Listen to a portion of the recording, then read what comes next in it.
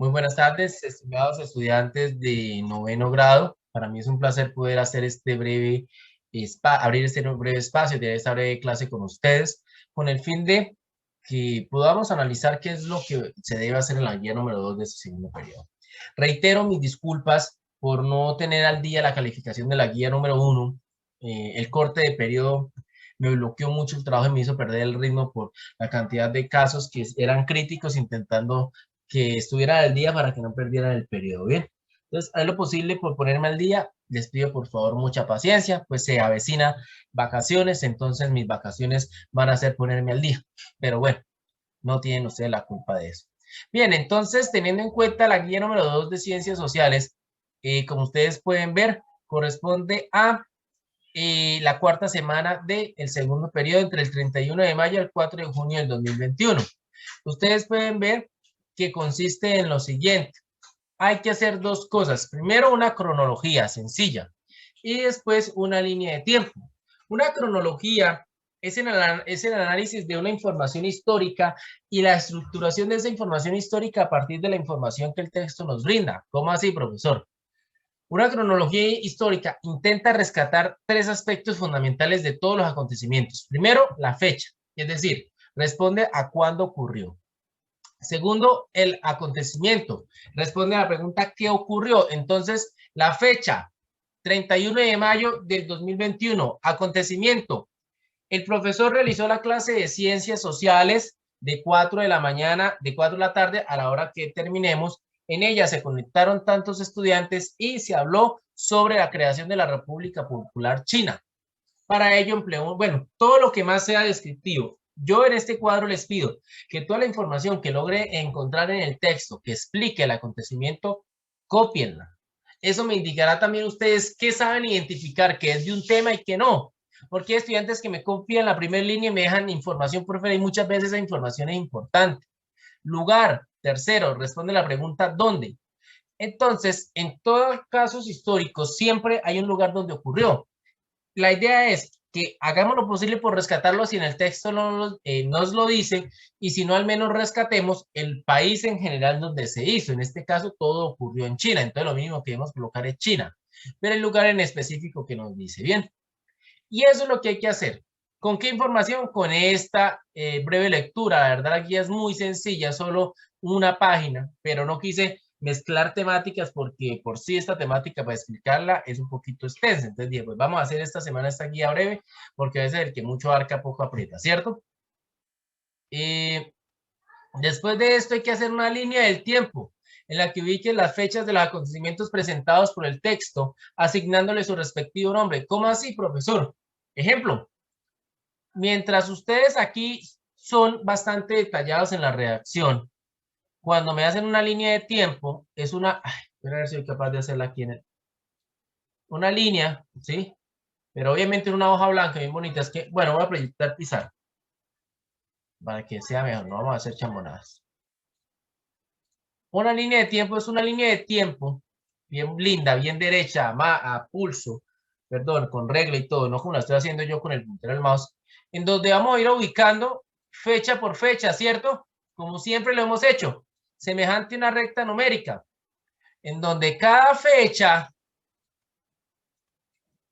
tiene un respectivo nombre, pero el nombre es la definición de lo que pasó y ya, no es la transcripción de todo el acontecimiento. ¿Cómo así, profesor? Si yo les digo, háganme un favor, quiero que vayan y busquen a ustedes, por ejemplo, usemos el ejemplo de Geraldine. A Geraldine. Yo les digo, vayan y ustedes saben que su nombre es Geraldine y como ya hemos compartido con ella, sabemos quién es Geraldine. Pero yo no les digo, oiga, quiero que vayan y busquen una chica que es alta, que es de piel blanca, que es de pelo castaño, que vive en Montebello, que es buena gente. O sea, no coja de escribir todos esos aspectos. No, yo digo, busquen a Geraldine. Ya sabemos quién es Geraldine, ¿cierto? Entonces, lo mismo quiero con la línea de tiempo. Que sepan nombrar el acontecimiento, determinarlo, no ponerse a transcribir todo el acontecimiento, porque para eso lo hicieron en la tecnología. ¿Listo? ¿Queda claro hasta ahí? ¿Alguna pregunta de la explicación, estimados estudiantes? Profe, digamos que en 1966 fue la revolución cultural y esto, y ya. Ya, en la línea de tiempo solo revolución cultural, ya, no más. Pero en la cronología sí quiero que me expliquen todo lo que encuentren sobre eso. ¿Listo? Bien. Es una gran diferencia. La cronología tiende a ser muy extensa y las líneas de tiempo son muy sencillas, pero las líneas de tiempo es la síntesis de esa cronología, pero para hacer la síntesis hay que hacer primero la cronología. Bueno, entonces, explicando eso a lo que vinimos, dijo la gallina, al grano. Bien, entonces comienzo a leer y vamos, y ustedes, yo estoy con gente de noveno grado, yo no necesito irle explicando cuál es fecha, cuál no es fecha, no, voy a ir solamente a explicar aquí la temática. Bueno, creación de la República. Bueno, estudiantes de noveno, invitar a sus demás compañeros. Las clases que yo, por lo menos las clases que yo hago, no es solamente venir a decirles cómo hacer la guía, porque si fuera solo hacer la guía, aquí acabo el video. Mis clases son clases. Yo busco complementar toda la temática como siempre lo hacíamos en el colegio, ¿se acuerdan? Mostrándoles todo lo que hay para que algún día, cuando ustedes tengan algún ejercicio de lectura, algún ejercicio de comprensión histórico, social, de problemáticas sociales, tengan esas bases conceptuales para que ustedes puedan abordarlas. ¿Listo? Bien. Creación de la República Popular China, auge del comunismo. Otro gigante comunista que surgió en esta época fue la República Popular China. China se había convertido en república desde 1912. En los años 20 se dio la lucha interna por el poder entre dos facciones. El grupo nacionalista de tendencia fascista, recuerden fascista y el grupo comunista bajo el liderazgo de Mao Zedong. Bien, a ver, estudiantes de noveno, ¿quién me quiere explicar cómo así de tendencia fascista? Eso lo vimos ya. ¿Quién lo quiere explicar?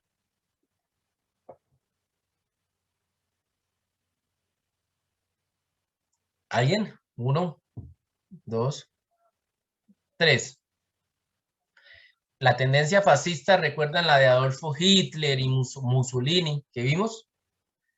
Ser fascista es tener una postura de derecha en donde se privilegian a unas minorías, ¿sí?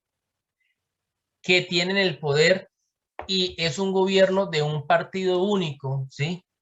Que elimina la competencia de todos los demás partidos, pero en la pirámide social hay una pirámide y unos pocos son los privilegiados. Y la gran mayoría deben trabajar para sostener el país y para que esos privilegiados sean los que más ganen. Una postura comunista es lo contrario. No hay pirámide, o en teoría dice que no hay pirámide, sino dice que todos, los mismos privilegios y derechos que todos tienen, deben tenerlos en teoría y todos deben vivir de la mejor manera posible dentro de lo que hay. ¿Listo? Entonces, el fascismo es de tendencia de lo que llamamos derecha y el comunismo es una tendencia de izquierda. Eso ya lo había explicado en clases anteriores, pero me parece triste que nadie me haya respondido algo. Bien, continúo. En 1949, Mao derrotó a los nacionalistas a quienes expulsó del continente y se radicaron en la isla de Taiwán e implantó el comunismo en su tierra. Desde ese momento, el Partido Comunista Chino planeó cómo sacar adelante a este país milenario aplicando el marxismo. Como ustedes pueden ver, vamos a hablar de China, una de las hoy grandes potencias.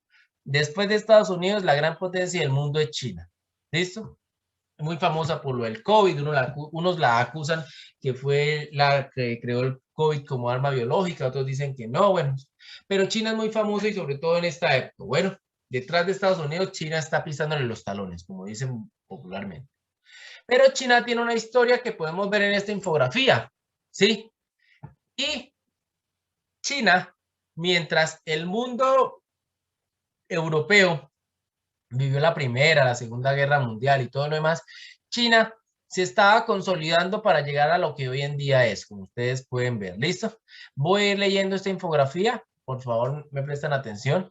Uno de los conflictos más cruentos y largos del siglo XX. La guerra civil china se solapa con la guerra chino-japonesa y la Segunda Guerra Mundial, es decir, se esconde entre estos dos conflictos.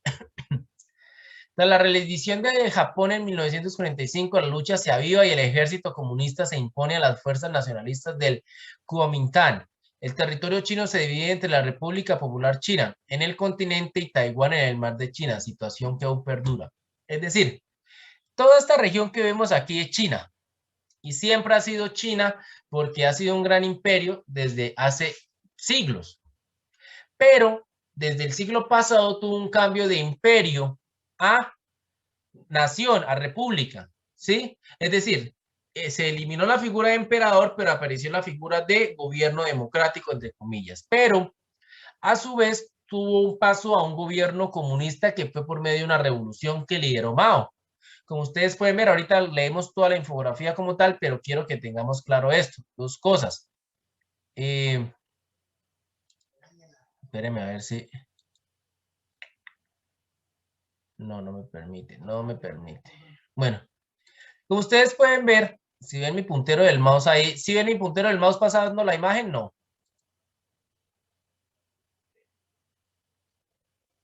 Chicos, Sí, señor, sí se debe. listo. Toda esta región terminó quedando bajo el mando comunista y Taiwán hasta el día de hoy sigue siendo un país aparte de China, que fue al lugar donde los nacionalistas, quienes eran los que tenían el poder, al perder contra los comunistas huyeron y hoy en día sigue estando separado de China y tienen serios conflictos porque China sigue reclamando a Taiwán como parte de todo el territorio y al mar que le rodea alrededor de Taiwán. Entonces, como Taiwán está respaldada por Estados Unidos, hasta el día de hoy, China no ha intentado someterla. Bueno, entonces comienzo a leer y sobre todo por los números 1, 2, ¿sí? Y después de 1, 2 comienzo por la enumeración. Bien. La reunión de los tres ejércitos pone fin a la larga marcha. Las fuerzas del Kuomintang atacan en el feudo comunista de Jiangxi para evitar su destrucción. Las tropas comunistas divididas en tres ejércitos huyen a lo largo de China durante los años de 1934 y 35 hasta reunirse de nuevo en Jiangxi. La larga marcha consolida a Mao Zedong como líder del partido. Miremos de dónde a dónde es. Como ustedes pueden ver, en esta región estaban ubicados los comunistas, pero fueron expulsados por los nacionalistas fascistas y les tocó irse, vea. Y les tocó irse durante 2 años recorriendo el país, recorriendo, luchando contra el ejército nacionalista y esa ida, como ustedes pueden ver, el cuarto ejército rojo, miren hasta dónde fue, todos se reunieron aquí y desde aquí se reagruparon, ¿sí? Para hacer esto de nuevo, ir hacia los dos frentes, hacia el norte y dar la vuelta hacia el sur para dominar China, ¿bien? Y gracias a esta reagrupación y como tal, esta invasión a China, terminó ocurriendo esto, el triunfo comunista y proclamación de la República Popular de China, ¿sí? El éxito de la campaña comunista en el otoño-invierno de 1948, es decir, después de la Segunda Guerra Mundial, decide la suerte de la guerra. Con menos apoyos populares y peor organizado, el Kuomintang, es decir, el ejército nacionalista, se hunde. El 1 de octubre de 1949, Mao proclama en Pekín la República Popular China. Bueno, dense en cuenta, miren. ¿Sí? Y da la vuelta al país y terminan gobernándolo. Bien, vamos a leer la enumeración de los puntos de la infografía. A ver qué nos dicen en China. ¿Qué ocurrió en el punto A? La campaña de Liao Chen. El Ejército Popular de Liberación Comunista ataca y conquista la franja entre Changchun y Yanzhou. La contraofensiva nacionalista fracasa. Es decir, esta franja que está aquí fue finalmente dominada por los comunistas y se la arrebataron a los nacionalistas. Después que vino campaña de Huaihai. En la batalla más decisiva de la guerra civil, 550,000 soldados nacionalistas son rodeados y destruidos en Chuzhou por el Ejército Popular de Liberación. ¿Dónde ocurrió esta batalla? Como ustedes pueden ver, en esta zona. Y finalmente, el tercer acontecimiento, la tercera campaña de Pinjin. Tras la captura de Chang, bueno, no sé qué, es muy difícil leer. Los comunistas lanzan su asalto final a Tianjin. Pekín negocia la capitulación el 31 de enero de 1949. Bueno, entonces, todo esto significó la unificación de China bajo un nuevo gobierno, un gobierno comunista que tuvo contacto con las guerrillas comunistas de Vietnam, que tuvo apoyo de la Unión Soviética, como bien lo dice acá, en el norte, y finalmente aquí hay una serie de información en las convenciones del mapa, pero no voy a explicar. Pero con esta explicación, ¿hay alguna duda? Nos hacemos duda de cómo fue el proceso de la guerra civil. Dos bandos que lucharon, vean, el bando nacionalista cómo tuvo que las incursiones que hizo y finalmente hasta dónde terminó emigrando, hasta Taiwán. Esta línea punteada es la del bando nacionalista. ¿Listo? ¿Los Sí, escucho? profe. Bien. Entonces, estas últimas ofensivas que están en rojo son las que le permitieron terminar de consolidar el poder en China y hasta el día de hoy, sí, ser un gran país este. Podemos ver otro breve mapa, cómo es que de esta zona, después de la gran marcha del ejército, ¿sí? Terminaron expandiéndose por toda China y teniendo múltiples batallas, victorias y consolidando la unión de lo que hoy en día sigue siendo China, uno de los países más grandes y el más densamente poblado del mundo. En esa época ya tenía 550 millones de habitantes, ahora tiene más de 1000. Bueno, entonces, como ustedes pueden ver, mientras los nacionalistas tuvieron que finalmente huir a Taiwán desde 1949 hasta el día de hoy. Bueno, entonces, des en cuenta esa zona que era de ocupación soviética, al final la Unión Soviética se la terminó entregando a China. Listo. Podemos ver una línea de tiempo acá breve, pero la vamos a ver ahorita. Vuelvo a la lectura de el texto. Recuerden que cuando se acabe la... Ay, por Dios, ¿saben qué pasó? ¿Qué pasó? Nelly, ¿qué pasó? Ah, no, sí está grabando. Creí que no estaba grabando. Virgen Santísima, me asusté. Que no me marcaba que estaba grabando. Bien. Entonces, continúo. La versión comunista... Bueno, esta imagen era del señor Mao Zedong, quien fue el líder del sistema de gobierno que hasta hoy sigue dominando la segunda principal potencia del mundo. La versión comunista china tenía que basarse en el campesinado al cual pertenecía la enorme mayoría de la población. En ese momento, 550 millones de habitantes. Es decir, si era la gran mayoría de los 550, póngale que 400 por lo menos eran campesinos. Mao, un líder carismático llamado el Gran Timonel, utilizaba frases sencillas para comunicar sus ideas. El libro rojo de Mao contenía las citas sencillas del líder chino. Como todos los imperialistas son tigres de papel, parecen poderosos, pero en realidad no lo son tanto. Es el pueblo el que es realmente poderoso. Mao basó su política de desarrollo en dos grandes proyectos, el Gran Salto Adelante y la Revolución Cultural China. El Gran Salto Adelante de 1958, Mao pretendía incrementar a gran velocidad la producción agrícola e industrial exigiéndole al campesinado y al proletariado enormes sacrificios. Creó comunas, es decir, como lo dice aquí, unidades de terreno que incluía pueblos, unidades de terreno que fueran autosuficientes y que produjeran una cuota mínima anual. Al mismo tiempo, cada comuna tenía que industrializarse a marchas forzadas. El experimento fracasó porque la producción industrial era de baja calidad. En cuanto a la producción de comida, fue un desastre porque no sacaban ni la cuota mínima exigida. Murió gente de hambre y Mao tuvo que repensar su estrategia. Esto es una de las grandes críticas que le hacen al proyecto comunista de Mao Zedong, que llegó supuestamente a mejorar la calidad de vida de los chinos y en sus dos primeros intentos lo único que hizo fue generar muerte dentro del pueblo chino, aunque otros dicen que no, que claro, sí existieron errores, pero esos errores fueron las bases para construir el actual desarrollo que China posee hoy en día. Bueno, sigo leyendo y entro ahorita en las infografías para complementar, ¿bien? Con la Revolución Cultural, en 1966, Mao pretendía extirpar tendencias burguesas y contrarrevolucionarias de la población china. Apeló a los jóvenes para formar pandillas juveniles que denunciaran a los traidores al gobierno comunista.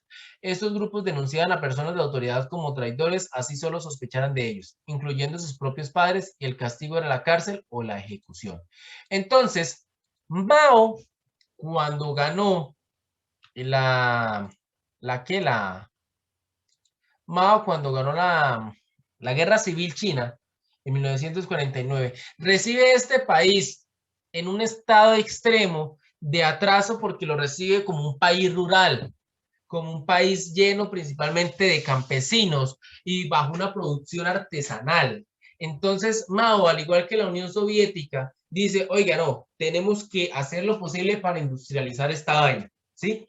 Entonces para eso pone unas metas en el gran salto adelante, lo que intenta llevar a China a un futuro, pero fue basado en ideales más que en las posibilidades que tenía y eso terminó trayendo más desgracia para gran parte del pueblo chino, por lo menos a los campesinos, porque China no estaba preparada a la manera como él exigió de producir industrialmente y agrícolamente y eso terminó siendo un gran desastre, ¿sí? Que la humanidad ha documentado como uno de los grandes fiascos de la implantación de un sistema comunista. Bien. Eh, bueno, antes de esto, y explico la línea de tiempo y entro a explicar qué es el marxismo. La República Popular China, pueden ver la línea de tiempo como tal, qué pasó en 1912, se fundó el Partido Comunista Chino, en 1945 la Guerra Civil China continuó, ¿sí? Gana Mao Zedong, ¿sí? Cuando en 1949 gana Mao, perdón, se proclama la República Popular. Después de eso comenzó la era de la reforma agraria exitosa que benefició al 90% de la población. 300 millones de campesinos pudieron acceder a 40 millones de hectáreas de cultivo, algo bueno, porque antes de Mao la tierra era solo de los grandes terratenientes y la población campesina no tenía derecho a la tierra, pero también hubieron problemas.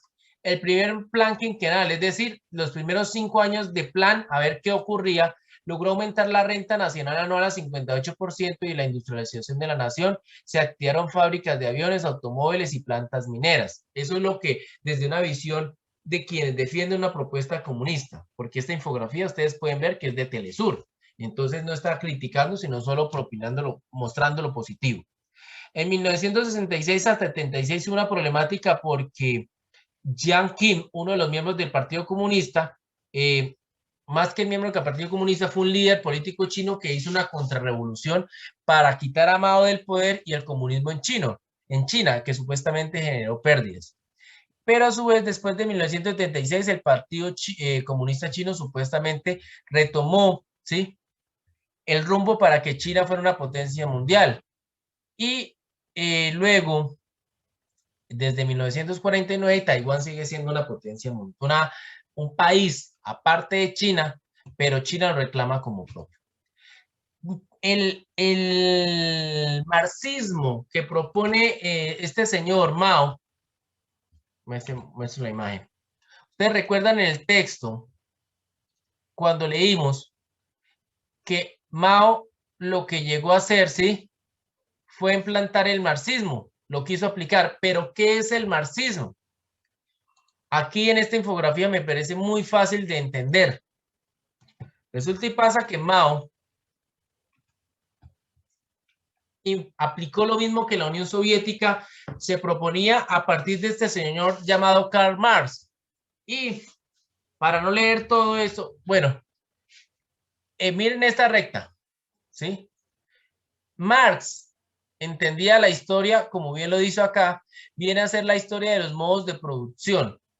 Hasta Marx, el idealismo fue la tendencia dominante en la concepción de la historia. Consideraban los hechos, bueno, ¿qué dice Marx? La historia es la lucha de las clases sociales. Y el fin de la lucha de las clases sociales y el fin último que busca la humanidad es acabar con esas luchas de clases sociales. Primero fue la esclavitud, ¿sí? En la sociedad esclavista el trabajo libre fue sustituido por el trabajo de esclavos explotados. Es decir, antes vivíamos bien como los indígenas, comunitarismo, todos nos veíamos beneficiados por la producción. Pero después llegaron unos y sometieron a otros y esclavizaron a la gran mayoría y los explotaron. Y eso se repite a lo largo de la historia de diferentes modos de producción, dirá Marx. Una época era esclavitud, otra ya era feudalismo. En la Edad Media, ¿qué dice el feudalismo? El señor feudal posee los medios de producción y una propiedad a medias sobre los siervos que trabajan gratis para él sin recibir dinero sino mercancía. Al mismo tiempo surgieron los artesanos libres, dueños de su propio medio de producción y de sus productos. Entonces dice Marx, mientras en la esclavitud hay unos que tienen y no le dan nada al otro, en la Edad Media, el que es dueño de los medios de producción, es decir, de la explotación de la tierra, le da al siervo al menos la comida para vivir, pero lo tiene más allá de eso sometido. pero aparecen los artesanos, quienes van a ser la base de la posterior clase burguesa, es decir, de quienes tienen los medios de producción. Y dice, ojo con el capitalismo, al surgir la sociedad burguesa o precapitalista, la clase capitalista posee los medios de producción y ocupa a obreros asalariados, privados de esos medios y explotados por los capitalistas. Cada una de las etapas es explotación. Se explota un esclavo, se explota un siervo y ahora se explota un obrero, porque se le paga, pero además de que en muchos casos no se le paga lo que es, quien recibe todas las ganancias es el dueño de la fábrica, cuando el que trabaja es el obrero, dirá Marx. Y de aquí los obreros se organizan y llegan al socialismo. Tanto obreros y campesinos pasan a ser los mayores beneficiados porque son los principales trabajadores de los medios de producción. Entonces, Marx, ¿qué es lo que dice? La historia va en búsqueda del socialismo, porque estamos buscando volver a qué pasado indígena antes de la esclavitud, en donde vivíamos como una comunidad, en donde todos recibíamos las comodidades necesarias para vivir siendo parte de una comunidad. No como ahora que si yo trabajo y el de al lado se muere de hambre, no me importa, ¿por qué no trabaja? No. En una comunidad todo, comunitaria, como la de los indígenas, todos trabajan, pero a su vez como todos trabajan, todos reciben en teoría lo necesario para vivir, porque se distribuye entre toda la riqueza. ¿Listo? ¿Claro el marxismo o enredado? Los escucho, por favor. Claro, profe. Listo, muy bien. La Peladito. historia del hombre es la lucha de clases sociales. Esa es la máxima del marxismo. Como durante la historia siempre van a haber diferentes modos de producción donde se explotan a la gran mayoría, pero la búsqueda es por llegar algún día. Bien, entonces estamos tomando la clase después de este corte y tenemos claro quién fue Mao, qué era el marxismo. Hay unos datos que hay que tener en cuenta. Vimos una línea de tiempo para volver a explicar lo que ocurría en China y para tenerlo claro, ¿sí? Entonces, Mari, si vas a hablar algo en privado, por favor en el chat, porque yo atiendo el chat, es para cosas de colegio. Bueno, entonces, continúo. Y vemos que Mao lo que hizo fue dos cosas, dos programas, el Gran Salto Adelante y la Revolución Cultural. Y vamos a ver cómo le fue en esos dos aspectos, porque vemos que él tenía una expectativa de lo que quería lograr, llevar a China como un país comunista, pero industrializado, a la vanguardia y potencia, pero en la práctica no lo pudo hacer porque ocurrieron varios errores y le exigió tanto a la población que no era capaz de dar lo que él quería. Bien, entonces tengo esta otra infografía, la imagen que ustedes pueden ver es de Mao, ¿sí? El líder comunista de China, como ustedes pueden ver, fue de 1893, vivió bastante tiempo y se le acusan de muchas cosas buenas o malas, pues dependiendo de la ideología política que tengamos. Bien, esto fue aproximadamente hace 40 años de su muerte, como ustedes pueden ver, en el 2016 fue 40 años de su muerte, para tenerlo presente. Sí, 2016, ya vamos para 50 años de su muerte. 40 años después de su muerte, una amplia polarización caracteriza la figura del mítico líder Mao Zedong, el gran timonel, quien fundó la República Popular China en 1949 e instauró un régimen comunista, hoy desdibujado por el gran crecimiento económico del país asiático en las últimas décadas gracias a la apertura del capitalismo. Entonces, es irónico porque Mao creó un país comunista, pero el crecimiento de China se ha sido no gracias al comunismo, sino gracias al capitalismo, lo que Marx criticaba, ¿sí? Porque China hoy en día es la fábrica del mundo gracias a una posición de partido comunista, pero un comunismo industrializado que tiende a un capitalismo, ¿listo? Entonces es muy curioso esa situación. Continúo. Se impone un líder. Mao, máximo dirigente del Partido Comunista Chino, se hace con el poder en la China continental tras la victoria de la guerra civil contra las fuerzas de la República de China. Eso ya lo vimos. Bueno, como consecuencia, el líder chino Chiang Kai-shek y sus seguidores huyen a Taiwán y Mao funda la República Popular China el 1 de octubre de 1949. Mientras en Taiwán se funda la República de Taiwán. Bueno, estos dos casos que leímos en el texto, vamos a leer qué nos dicen. El gran salto adelante. de 1958 a 1961, Mao se propuso convertir a China en una gran potencia industrial y los campesinos desatendieron sus cultivos para afanarse en fabricar acero. La campaña, que incluyó distintas medidas económicas, sociales y políticas, derivó en una de las mayores hambrunas de la historia. Es decir, Mao quiso a todo el mundo trabajar en la industria, como obrero de industria, y se descuidó de la producción agropecuaria, y pues la gente no puede comer lo que la industria da si no cosecha el campo, ¿sí? Entonces, eso hubo una mala distribución de las funciones de trabajo y eso generó miseria. Eso generó miseria y esa miseria pues generó grandes hambrunas, como bien lo dice aquí, más de 62 millones de muertos, ¿sí? En ambas campañas, tanto la Revolución Cultural China y como el Salto adelante.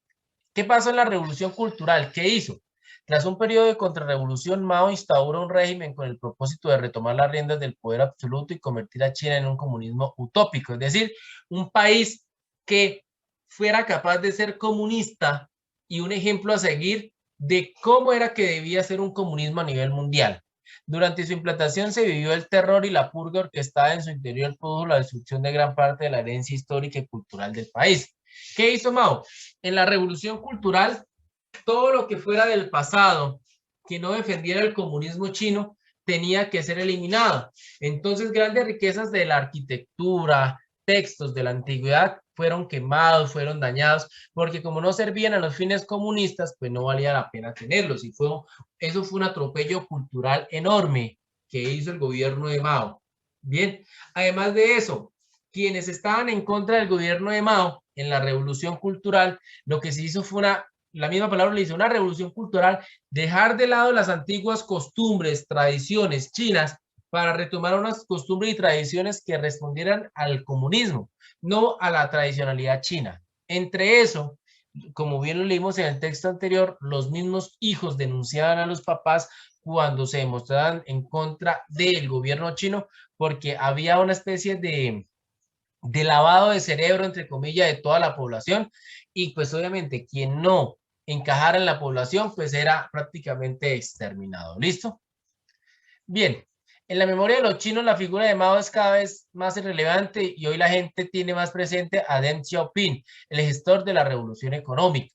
Es decir, después de Mao vino otro señor, Deng Xiaoping, quien fue el que trajo el progreso económico a China que Mao no pudo traer. Bueno, en contraste, los jóvenes que no vivieron la época maoísta, cuando conocen la historia y descubren cómo Mao levantó China, desarrollan una especie de veneración. Es decir, a Mao hay que reconocerle que logró unir a un país después de una guerra civil, después de primera, después de la Segunda Guerra Mundial, después de haber estado invadidos por los japoneses y darles un estatus al menos fuerte que no poseía China desde hacía mucho tiempo. Bueno, además, en las zonas centrales de China y en las antiguas bases revolucionarias es donde más se admira la figura de Mao Zedong y donde más se le echa de menos. Porque en esas zonas donde Mao tuvo bastante influencia, pues benefició tanto esas zonas de China. Bueno, profesores, intelectuales y funcionarios son sometidos a confesiones forzadas por delitos contra la revolución y sufren palizas, torturas o son asesinados a golpes. En la revolución cultural, eso hace parte de la revolución cultural, a Mao se le acusa de que Mao, todo el mundo tenía que trabajar, todo, y que no sirviera para trabajar en la industria o en el campo, era asesinado. Entonces, si yo me quiero dedicar a ser profesor, no puedo porque tengo que trabajar el campo. Si yo quiero dedicarme a ser un artista o un científico, no puedo porque tengo que dedicarme a trabajar el campo o la industria. Es decir, para Mao, todos tenían que trabajar como un reloj y quien se saliera de ese funcionamiento no servía para el sistema y si no servía para el sistema, tenía que quedarse fuera del sistema.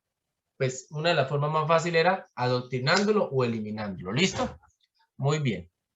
Entonces, acá hay otra infografía de Mao, pero creo que con la anterior ya explicamos bastante, ¿sí? ¿Y hay alguna duda de Mao hasta el momento? Ninguna, profe. Gracias, Nelly. ¿Alguna pregunta, algo que decir? ¿Qué dudas tienen, estimados estudiantes? No, señor, ninguno. Ninguna, profe. Entonces, comienzo a leer el último párrafo. Sin embargo, Hay países con civilizaciones tan poderosas y sabias que ni sus propios líderes logran acabar con ellas. Cuando Mao falleció en 1976, la suerte de la República Popular China cambió radicalmente, pues los líderes que lo siguieron, en especial Deng Xiaoping, se dieron cuenta que la China tendría que cambiar drásticamente de rumbo si pretendía salir adelante. Había que actuar teniendo en cuenta realidades y no solo ideales. O sea que la vida de Mao fue la búsqueda de la implantación del comunismo a toda costa en China, el comunismo tal cual lo expresaba Marx, pero después de su muerte, sus seguidores se dieron cuenta que no podían seguir el proyecto de Mao y tenían que haber una apertura económica de índole capitalista que los chinos apostaron y les ha ido bien. ¿Por qué? Porque si bien, proyecto de la diapositiva, China sigue viviendo bajo un partido comunista, este es el actual presidente de China, ¿sí? Porque es presidente y secretario general, pero después de eso hay 90 millones de personas que son miembros del Partido Comunista Chino, que son quienes decidan el futuro de China, ¿sí? Porque después de él hay 7 personas que hasta los 67 años mandan, y después de estas 7 personas hay una comisión militar y a su vez un buró político como unos asesores directos, y después todo el comité central como si fuera el Congreso, y a su vez el Congreso del partido, ya que es el Congreso general, y detrás de eso están 85 millones de personas afiliadas. Uno de cada 15 chinos hace parte del Partido Comunista. ¿Listo? Entonces,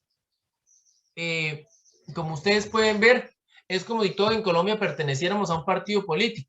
En China, pero 90 millones no es mucho, pero es un partido estructurado que es el que tiene el poder en China hasta el día de hoy. Y eso viene desde Mao. ¿Listo? Para que lo tengamos en cuenta. Pero estos señores ya tienen una estructura de pasar el poder a estilo comunista, pero un sistema económico abierto al capitalismo. No es solo comunista, o sea, sí hay derecho a la propiedad privada y todo lo demás. ¿Alguna pregunta hasta el momento, estimados estudiantes? Ninguna, profe. Bien. No, ninguna. Entonces, como ustedes bien saben, he explicado las generalidades de la China comunista y a su vez ya expliqué qué hay que hacer en la guía. Entonces, si no hay nada más que discutir, quiero desearles lo mejor en esta tarde, decirles que estén muy bien, quedo atento a cualquier duda, pregunta y inquietud. Bueno, pues, Muchas gracias, profe. bueno, Chao, profe. para servirles. Chao, chao. Chao.